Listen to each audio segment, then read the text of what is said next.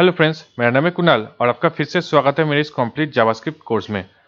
तो पिछले दिन हमने देखा था कैसे हम इफ स्टेटमेंट का इस्तेमाल कर सकते हैं और हमने यहाँ पे इफ स्टेटमेंट का इस्तेमाल करके यहाँ पे कोड लिखा था। तो इफ स्टेटमेंट पे और भी बहुत कुछ देखना बाकी है, लेकिन आज हम इफ स्टेटमेंट नहीं देखेंगे, आज हम देखेंगे स्विच केसेस। तो एक काम करते हैं, इसको डिलीट कर देते हैं और यहाँ पे लिखते हैं स्विच केस। तो स्विच केस जो है वो ऑल्टरनेटिव है इफ स्टेटमेंट का, जिसके मदद से जो है हम कंडीशन को चेक कर सकते हैं। तो एक काम करते हैं, यहाँ पे हम एक वेरिएबल क्रिएट करते हैं जिसका नाम देते हैं डे और इसको हम असाइन कहते हैं 1। अब हम क्या करेंगे, यहाँ पे चेक करेंगे if d is equal to 1, तो हम यहाँ पे एक प्रिंट करेंगे। तो प्रिंट हम करेंगे डॉक्यूमेंट डॉट राइट और इसका अंदर हम डालेंगे इट्स संडे। तो ये हो गया हमारा एक कंडीशन जहाँ पे हम चेक करेंगे अगर डे का वैल्यू अगर 1 है तो हम प्रिंट करेंगे इट्स संडे। तो इसी तरह से जो है हम एक और कंडीशन को चेक कर सकते हैं, यहाँ पे एल्स इफ डाल के यहाँ पे चेक करेंगे if d is equal to 2 और हम डॉक्यूमेंट पे लिखेंगे इट्स मंडे। तो सबसे पहले इसको चेक कर लेते हैं। तो हम जाते हैं ब्राउजर पे और इसको रिफ्रेश करते हैं। तो यहाँ पे देखिए इट्स संडे दिखा रहा है। तो हम क्या करते हैं, वैल्यू को चेंज कर देते हैं। यहाँ पे देखिए इट्स मंडे दिखा रहा है।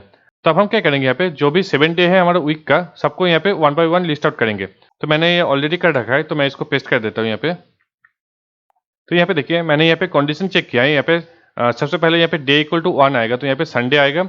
अगर डे इक्वल टू 2 आता है तो यहाँ पे मंडे आएगा, और 3 आएगा तो ट्यूसडे आएगा, 4 आएगा तो वेडनेसडे, उसके बाद थर्सडे, फ्राइडे, सैटरडे। और यहाँ पे अगर इन 7 नंबर में से कोई भी एक नहीं आता तो यहाँ पे इनवैलिड डे आएगा। तो इसको टेस्ट कर लेते हैं, रिफ्रेश करते हैं। तो यहाँ पे देखिए मंडे आ रहा है क्योंकि हमारा डे का वैल्यू जो है 2 है, तो हम इसको 6 कर देते हैं। अब इसको चेक करते हैं, यहाँ पे देखिए फ्राइडे आ रहा है। अब यहाँ पे कोई इनवैलिड नंबर डालते हैं, जैसे कि यहाँ पे 9 डाल देते हैं। अब यहाँ पे क्या आएगा, इनवैलिड डे आ रहा है। ओके, तो हम क्या करेंगे, इस सेम स्टेटमेंट को हम स्विच केस के थ्रू टेस्ट करेंगे। तो एक काम करते हैं, इसको हम डिलीट कर देते हैं। एक काम करते हैं, इसको कमेंट आउट कर देते हैं। तो इससे क्या होगा, ये वाला कोड जो है हमारा जावास्क्रिप्ट में रन नहीं होगा। तो हम क्या करते हैं, यहाँ पे हम यहाँ पे न्यू स्विच स्टेटमेंट क्रिएट करते हैं। तो स्विच स्टेटमेंट के लिए हम क्या करेंगे, यहाँ पे लिखेंगे स्विच SWITCH स्विच लिखेंगे। उसके बाद डालेंगे अपना ब्रैकेट, ब्रैकेट के अंदर डालेंगे अपना वेरिएबल का नेम। हमारा जो वेरिएबल है वो है डे, तो हम यहाँ पे डाल देंगे डे। तो हम जो है डे का वैल्यू चेक करेंगे स्विच स्टेटमेंट के थ्रू। तो हम यहाँ पे क्या करते हैं, कर्ली ब्रैकेट को ओपन और क्लोज करते हैं और इसके अंदर हम अपने कंडीशन को चेक करेंगे। तो सबसे पहला कंडीशन होगा हमारा डे इज इक्वल टू 1 आएगा। तो उसके लिए क्या करेंगे, हम यहाँ पे सिंपली लिखेंगे केस, उसके बाद हम लिखेंगे अपना वैल्यू जो होगा हमारा 1। उसके बाद हम डालेंगे कोलन, कोलन डालने के बाद यहाँ पे एंटर डाल के हम अपना प्रिंट स्टेटमेंट डालेंगे या फिर अपना कोड जो है एग्जीक्यूट करना चाहते हैं वो डालेंगे। तो इसको कॉपी कर लेते हैं और यहाँ पे पेस्ट कर देते हैं। अब यहाँ पे देखिए हमने यहाँ पे क्या किया, सबसे पहले हमने स्विच स्टेटमेंट को लिखा, उसके अंदर डालेंगे हम अपना वेरिएबल। तो इस वेरिएबल के वैल्यू को हम मल्टीपल कंडीशन से चेक करके देखेंगे। तो यहाँ पे सबसे पहला यहाँ पे केस आएगा, अगर इस वेरिएबल का वैल्यू अगर 1 होता है तो केस 1 यहाँ पे आ रहा है। तो अगर इस वेरिएबल का वैल्यू 1 होता है तो ये वाला कोड जो है एग्जीक्यूट होगा। अब हम क्या करेंगे, इस तरह से दूसरा केस भी लिख सकते हैं। यहाँ पे लिखेंगे हम केस 2 कोलन, उसके बाद हम इसको फिर से हम ये वाला कोड जो है इसको कॉपी करके यहाँ पे पेस्ट कर देंगे। तो मैंने यहाँ पे कोड को जो है जो क्लियर करने के लिए यहाँ पे मैंने गैप डाला है। तो गैप अब नेसेसरी नहीं है, आप यहाँ पे इस तरह से भी लिख सकते हैं इसको।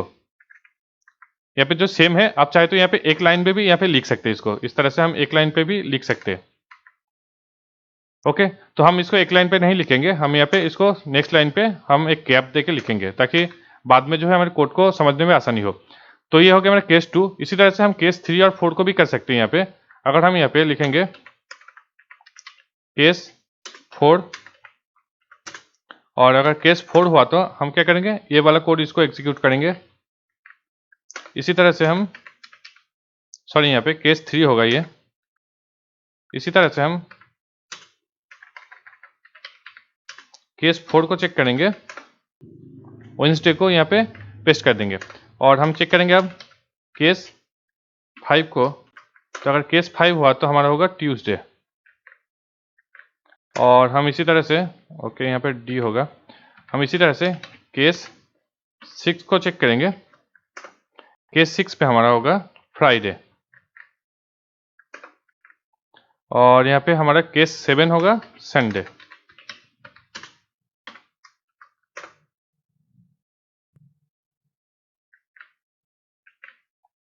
तो ये हो गया हमारा स्विच स्टेटमेंट। तो हम इसको कैसे चेक करेंगे, यहाँ पे सबसे पहले लिखेंगे स्विच, उसके बाद हम अपना वेरिएबल का नेम, जिस वेरिएबल को हम चेक करना चाहते हैं, उसके बाद हम क्या करेंगे, यहाँ पे अगर वेरिएबल का वैल्यू 1 होता है, केस 1 होता है, तो हम ये वाला स्टेटमेंट को प्रिंट करेंगे।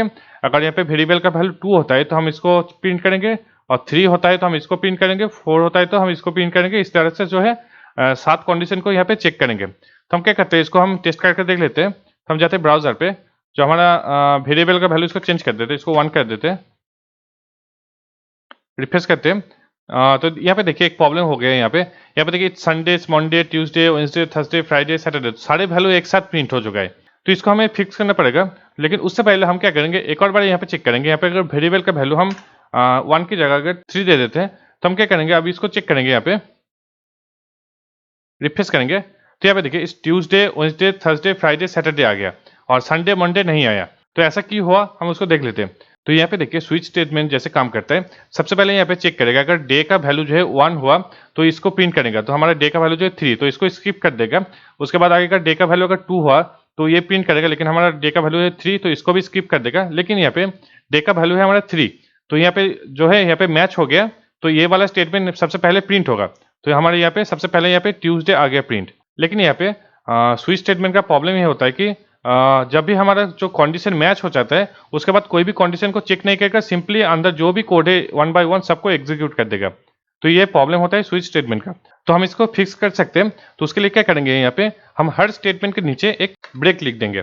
तो ब्रेक लिखने से क्या होता है, अगर हमारा ये जो केस मैच हो गया और ये वाला जो है प्रिंट हो जाएगा, उसके बाद यहाँ पे ब्रेक आ जाएगा, मतलब यहाँ पे कोड जो है बंद हो जाएगा, मतलब और कोई कंडीशन चेक होगा ही नहीं। तो इसी तरह से क्या करते हैं, हम सबके अंदर यहाँ पे ब्रेक दे देते हैं।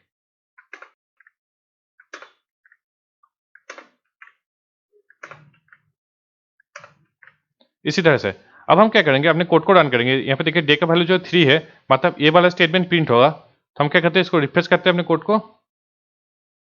यहाँ पे देखिए सिर्फ ट्यूसडे आ रहा है, मतलब बाकी और कोई कोड रन नहीं हुआ। यहाँ पे सबसे पहले यहाँ पे चेक हुआ डे केस 1, उसके बाद 2, और यहाँ पे 3 जब आया तब जो है हमारा कोड जो है एग्जीक्यूट हो गया, और उसके बाद जो है हमारा कोड ब्रेक हो गया, मतलब आगे और कोई कंडीशन चेक करेगा ही नहीं। तो इसी तरह से जो है हम स्विच स्टेटमेंट को यूज कर सकते हैं। और हमने यहाँ पे एक एल्स स्टेटमेंट भी लगाया था यहाँ पे। तो एल्स स्टेटमेंट को लगाने के लिए हम यहाँ पे स्विच पे हम लिखेंगे यहाँ पे डिफॉल्ट। डिफॉल्ट हम क्या करेंगे, डिफॉल्ट डालने के बाद कोलन डालेंगे, और उसके नीचे हम डालेंगे अपना जो एल्स स्टेटमेंट का अंदर जो कोड था वो इनवैलिड है। और आप चाहे तो यहाँ पे ब्रेक लगा सकते हैं, लेकिन हमें ब्रेक लगाने की कोई जरूरत नहीं है। ऑटोमेटिकली जो है ये एंड पे है, तो इसके नीचे और कोई कोड नहीं जिसको रन करेगा। तब क्या करते हैं, ब्रेक को हटा देते हैं यहाँ से। ये हो गया। अब क्या करते हैं, यहाँ पे वैल्यू को हम 9 कर देते हैं, रिफ्रेश करते हैं। यहाँ पे देखिए इनवैलिड आ रहा है। तो इसी तरह से जो है हम स्विच स्टेटमेंट को चेक कर सकते हैं। और ये स्विच स्टेटमेंट जो है वो ऑप्शनल है, आप सेम काम इफ स्टेटमेंट के थ्रू भी कर सकते हैं।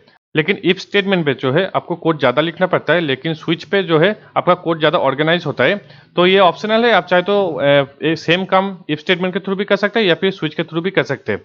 तो आशा है आप समझ चुके हैं दोनों के बीच का डिफरेंस क्या है, और हम इफ और स्विच को कैसे इस्तेमाल कर सकते हैं अपने कोड पे। और आज के वीडियो के लिए बस इतना ही। अगर वीडियो पसंद आए तो इसको लाइक कीजिए, शेयर कीजिए अपने दोस्तों के साथ, और ऐसे और वीडियो देखना चाहते हो तो अभी चैनल को सब्सक्राइब कीजिए।